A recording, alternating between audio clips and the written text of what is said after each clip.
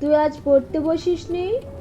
নানি এসেছে তো, তাই আজ পড়তে কিছুতেই ভালো লাগছে না। তোর পিঠের ছাল চামড়া সব তুলে দেব। প্রত্যেক দিন একই বাহানা, কাল পড়া করে দেব, এই করতে করতে পুরো সপ্তাহ পার করে ফেলিস। আজ আমার হাত থেকে তোকে কে বাঁচায় দেখি। বাদর মেয়ে কোথাকার, এক কথা তোমাকে কতবার বলতে হয়? হ্যাঁ, আজ কে বাঁচাতে আসে দেখি, পিঠ ফাটিয়ে লাল করে দেব। দাঁড়া বলছি, দাঁড়া। আবার পালাচ্ছে। এত বড় হয়েছে তবুও লজ্জা হয়নি, পালাচ্ছে। দাঁড়া বলছি, দাঁড়া। আবার পালাচ্ছে। থাক না, এতদিন পর আমি এসেছি, আজ আর ওদের পড়তে বলিস না তো। এই তোমার আহ্লাদ পেয়ে পেয়ে না মেয়েগুলো আরো মাথায় উঠেছে। বাপু যা না, আর আমার সোনার টুকরা দুটিকে মারিস না তো। আরে আয় বেরিয়ে আয়, আমার কাছে আয়। দাও আরো আদর দাও। বাদর তো বানিয়ে ফেলেছো, আর কি বানানোর বাকি আছে বানিয়ে ফেলো। আই বৃষ্টি ঝেপে ধান দেব মেপে, আই বৃষ্টি ঝেপে ধান দেব মেপে।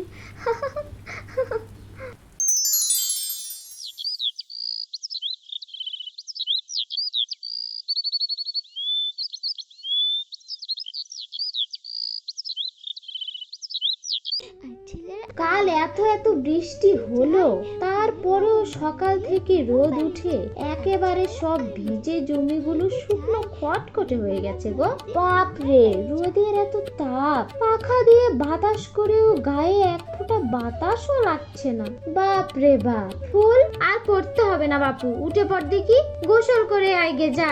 এই গরমে মাথায় কোনো পড়াই ঢুকবে না।